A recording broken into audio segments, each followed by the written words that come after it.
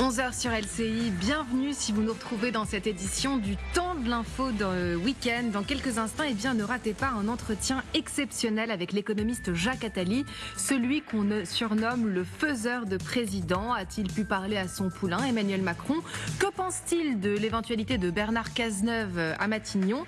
Avec lui, on évoquera les chantiers immenses de cette rentrée politique. Mais tout de suite, on part aux États-Unis. Regardez la une du Time Magazine. Voilà Kamala Harris avec le titre du magazine.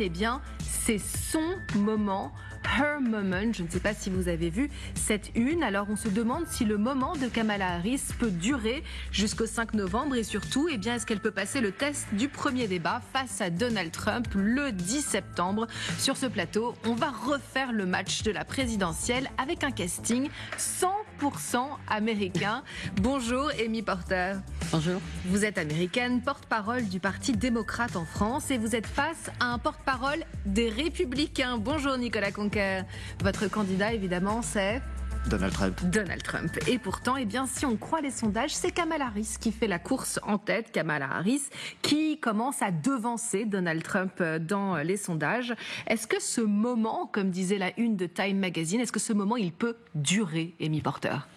Alors, tous les gens qui me connaissent savent que je regarde très peu les sondages. Donc, c'est vrai que les sondages commencent à bouger, mais c'est ça qui m'intéresse. On vient de passer un sondage où Donald Trump est en tête, mais là, elle l'a dépassé. Ne regardons pas les sondages. Regardons quelque chose de concret, des données. C'est-à-dire le nombre de personnes qui s'enregistrent sur les rôles électoraux. 49% pour Kamala Harris. Le nombre de personnes qui s'enregistrent sur les rôles électoraux depuis que Kamala Harris est candidate le 21 juillet.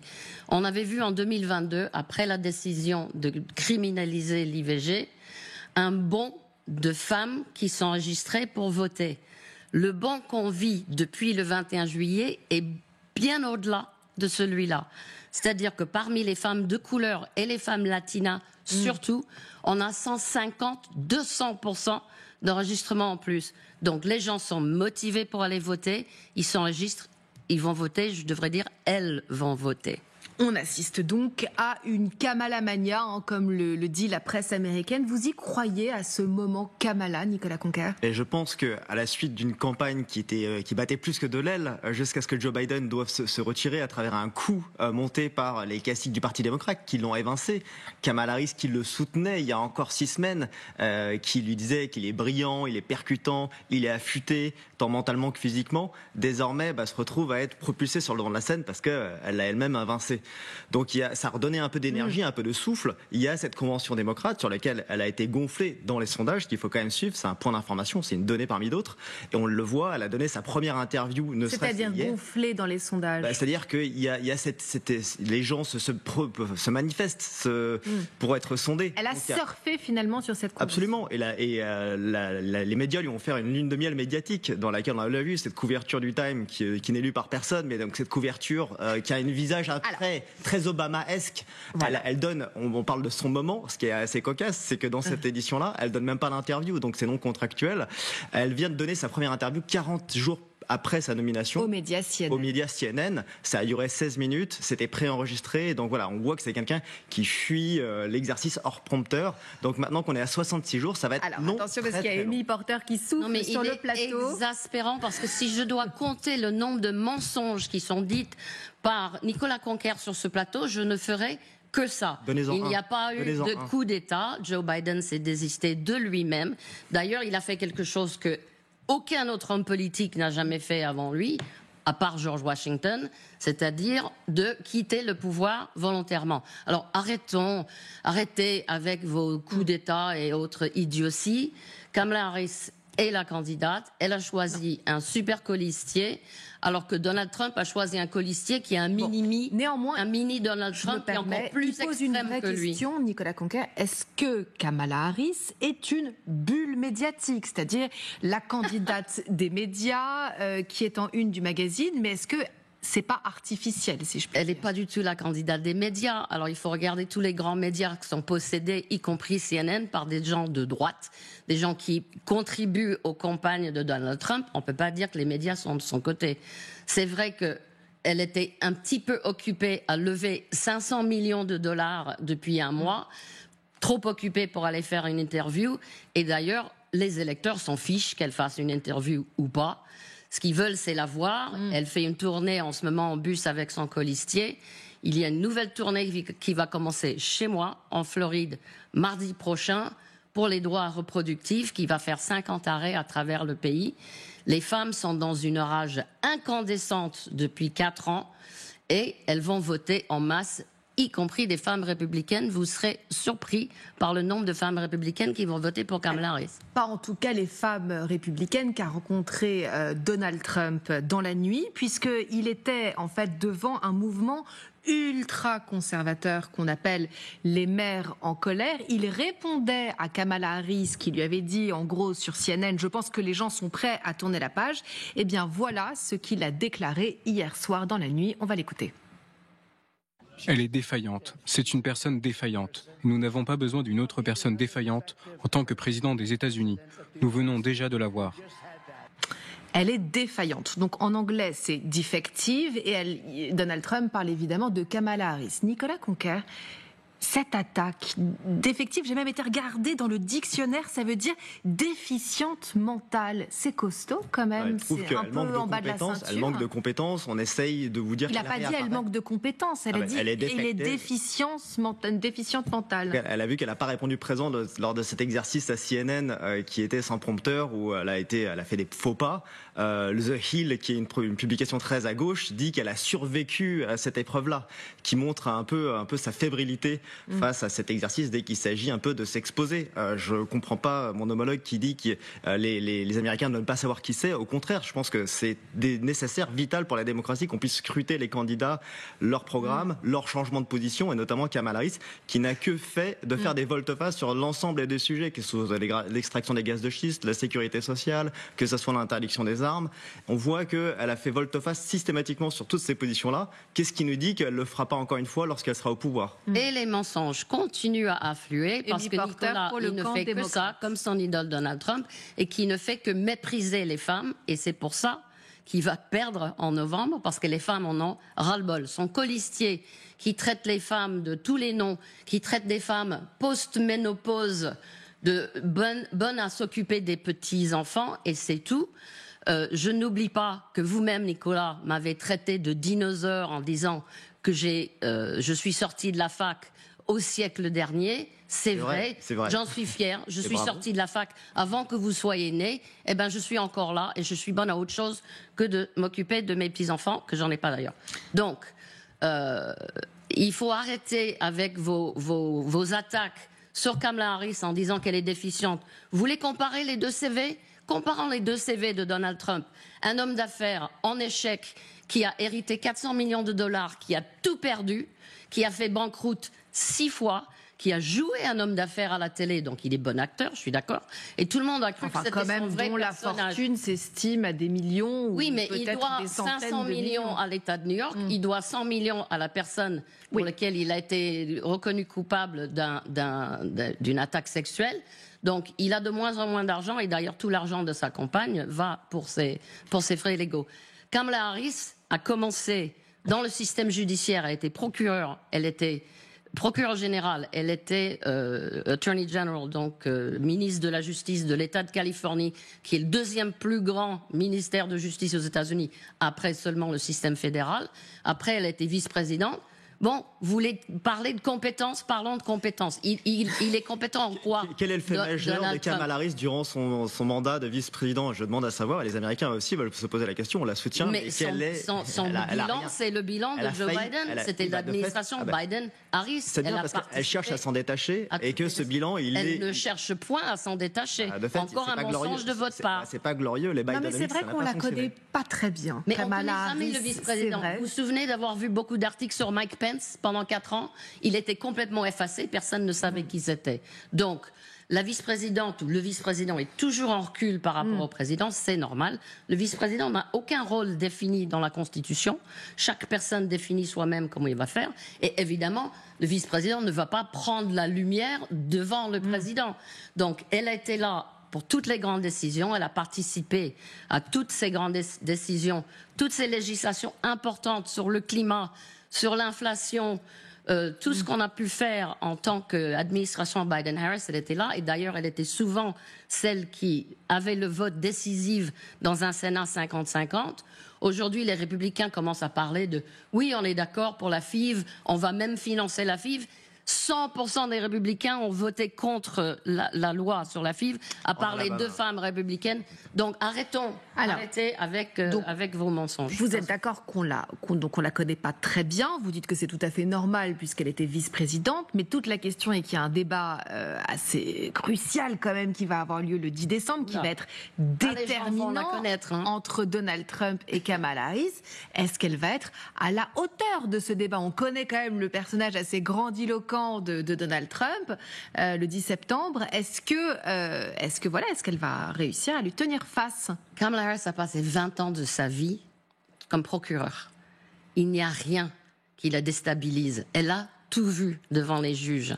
Et donc, ce n'est pas Donald Trump et son torrent de mensonges qui va la déstabiliser. Moi, je pense qu'il va avoir beaucoup de difficultés, que les micros soient coupés ou pas, pendant que l'autre Alors parle. Ça, c'est intéressant, parce que justement, il y a eu des négociations, mais alors âpres. Nous, on ne connaît pas forcément ça en France, mais ils se sont battus pendant des semaines entre Kamala Harris et Donald Trump pour se dire si les candidats allaient être debout, assis, s'ils avaient le droit à des notes, s'il pouvait y avoir du public, et si les micros allaient être coupés. C'est-à-dire qu'ils ne vont pas pouvoir s'interrompre et s'invectiver, ils vont parler chacun à leur tour. C'est-à-dire que Donald Trump va devoir finalement l'écouter, puis répondre. Est-ce que c'est une petite difficulté pour lui? Ça aurait été plus facile de la prendre en défaut et d'invectiver, d'avoir un vrai dialogue.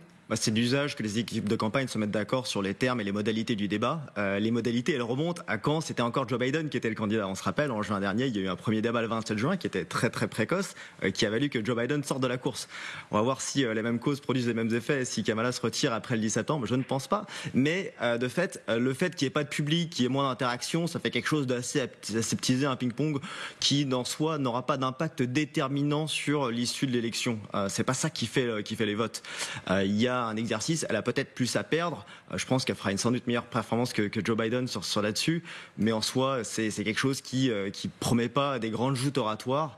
On est sur un exercice un peu vu et revu. On s'attendrait à quelque chose un peu plus. Donc vous pensez pas déterminant, ça va pas faire le match? Non, mais de manière systématique, c'est pas ça qui a une incidence.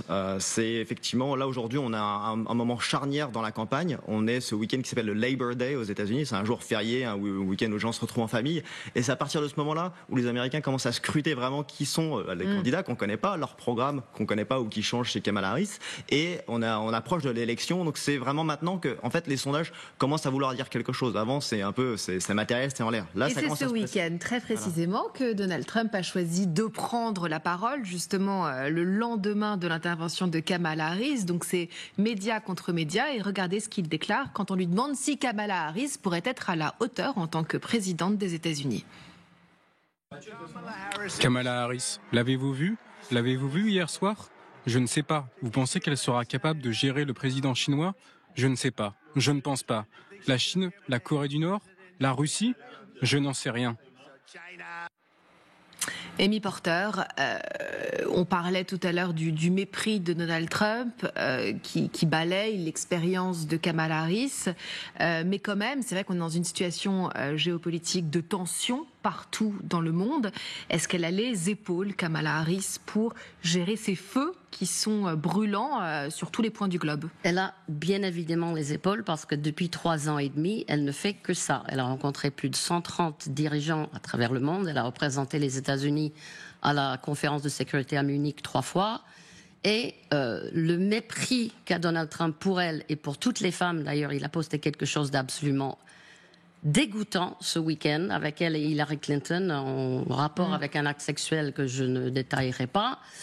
C'est un homme qui est incapable d'appréhender l'idée qu'une femme puisse être un leader. C'est quelque chose qui n'est pas dans son vocabulaire.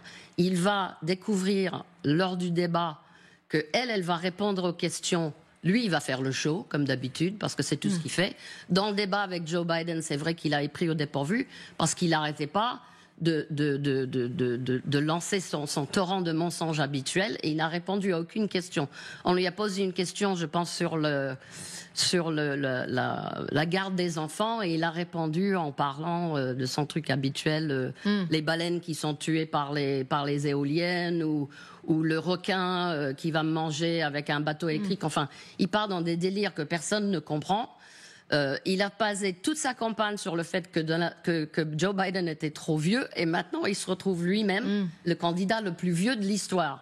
Et il n'a aucune idée de comment attaquer Kamala Harris, sauf pour le fait qu'elle soit une femme. Le candidat le plus vieux de l'histoire, mais celui aussi qui a peut-être le plus d'expérience, Nicolas Conquer, qui tutoie les plus grands dirigeants du monde, qui est allé les rencontrer, qui peut-être on a été la risée du monde quand Donald Trump était président. Vous vous souvenez de toutes ces images de nos dirigeants européens et canadiens, pour ne pas les nommer, qui rigolaient derrière son dos quand il a fait son discours à l'ONU. Tout le monde lui a rié au nez. Absolument pas. Les États-Unis étaient respectés, il n'y avait pas de conflit dans le monde. Aujourd'hui, c'est vraiment, ça fait peine à voir. Et je le dis même, de voir un Biden déclinant, ça donne une image très fébrile des États-Unis. Et on le voit, le retrait bâclé d'Afghanistan, qui ont célébré tristement l'anniversaire. Organisé par Donald Trump, oui. Géré piteusement et criminellement par Biden et Harris, qui a fait qu'il y a eu énormément de morts de Marines, a suscité un peu les velléités de certains dictateurs comme Poutine pour faire des invasions sur l'Ukraine. Non, mais est-ce que la voix des États-Unis pèse toujours autant? Parce qu'on a vu le nombre de déplacements qu'a fait Anthony Blinken, par exemple, au Proche-Orient, pour essayer d'arracher des négociations. On va dire que c'est la faute des États-Unis que ça s'arrange pas au Proche-Orient. Non, mais avant, celui qui a lancé la bombe au retrait d'Afghanistan, c'était parmi les 5000 prisonniers talibans que Donald Trump a libérés. Donc arrêtez de nous donner de leçons sur ce qui s'est passé. Tout ça, c'est Donald Trump qui l'a orchestré. Il a enlevé 10 500 soldats en laissant que 2 500 dans le pays. Stop. Pour le reste de ce qui se passe dans le monde, ce n'est pas la faute des Américains que l'Ukraine a été envahie. Ce n'est pas la faute des Américains que le 7 octobre, il y a eu une attaque en Israël. C'était pas sous le mandat de Donald Trump, c'était bien sous celui de Harris et Biden. Mais c'est pas parce que c'était sur son mandat que c'était leur faute. Arrête.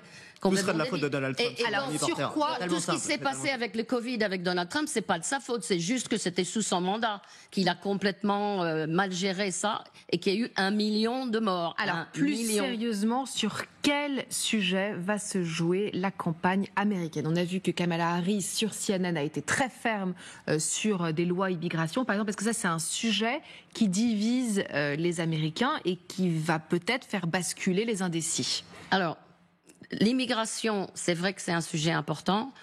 C'est moins important qu'on le pense, mais c'est important.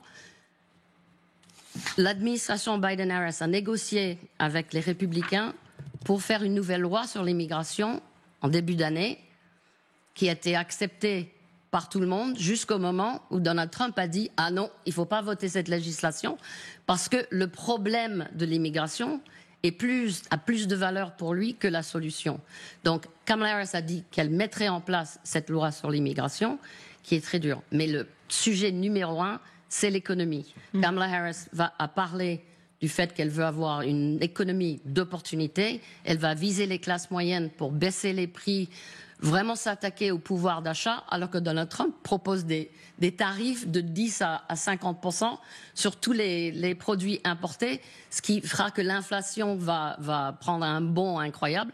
Et il veut juste déporter 15 millions de travailleurs. Vous pensez vraiment que l'économie peut soutenir, que l'économie américaine peut survivre sans 15 millions de personnes. Mais c'est bien de le rappeler, le vrai sujet, c'est l'immigration illégale. Et cette immigration illégale, c'est un vrai fléau qui amène du trafic d'humains, du trafic de drogue et à la faveur des cartels. Ça ne concerne pas uniquement les États frontaliers. Tous les États des États-Unis sont concernés par cet afflux d'immigrants illégaux.